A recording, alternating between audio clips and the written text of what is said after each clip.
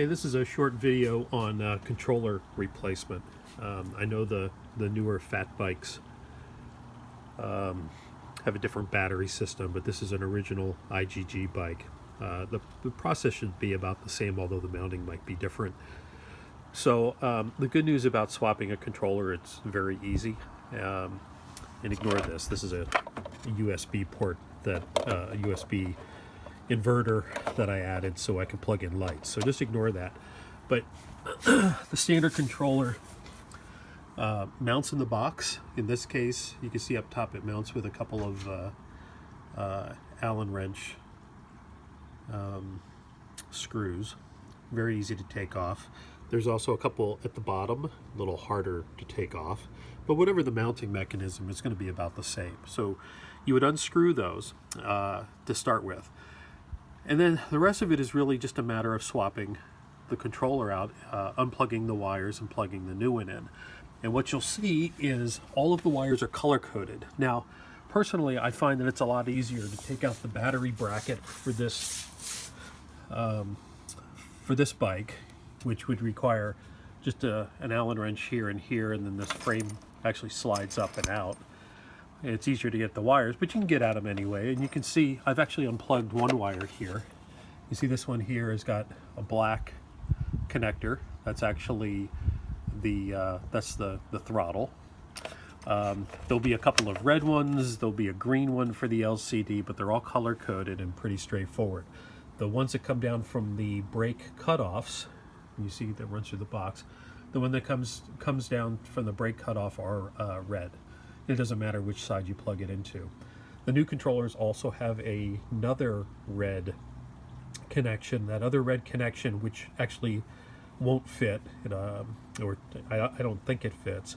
That's a power outlet that you can use for headlights and other things. It's always on power, and you won't need that. You just leave that hanging. The other thing you'll find when you're replacing this is the LCD cable that comes out will have a cap on it, and it actually just looks like the back half of a connector, but it won't have a wire running into it. You'll have to pull that cap off. It'll expose the green plug.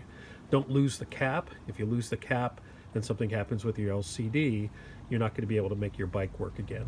That cap actually jumpers, and I don't have it shown here, but I'm putting it this one. That cap actually jumpers some wires inside that allow the bike to work without the LCD. So you'll pull that cap off, you'll store it away, or some people tape it inside the box.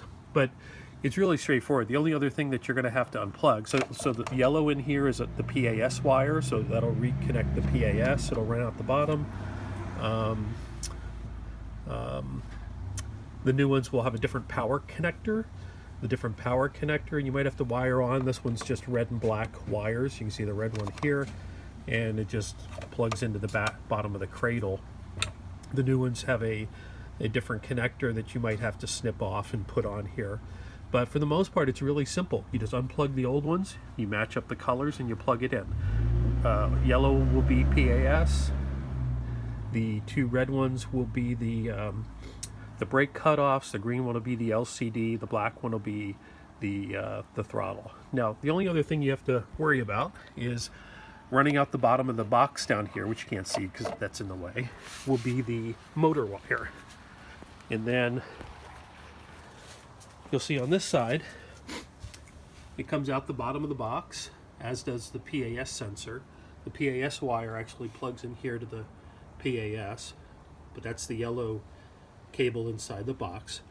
But the one for the motor, it's a thicker wire. It runs down here along the frame, and you can see the connector right here. And you just unplug this connector and plug the new one back in. Now, what you'll want to do is there's a sorry about the camera. There's a wire. There's a little arrow on each connector. You need to line up those arrows and push that connector on very hard. If you don't, it won't run, and you'll get an error message, an info 3 error message. But just line up the little arrows. They're a little difficult to see, but once you line those up, you'll be able to push that together. But that's it. It's really straightforward to swap out a controller. It's really just a matter of unplugging the old and plugging in the new. So with that, I'll put my wife's bike back together and post the video. So good luck.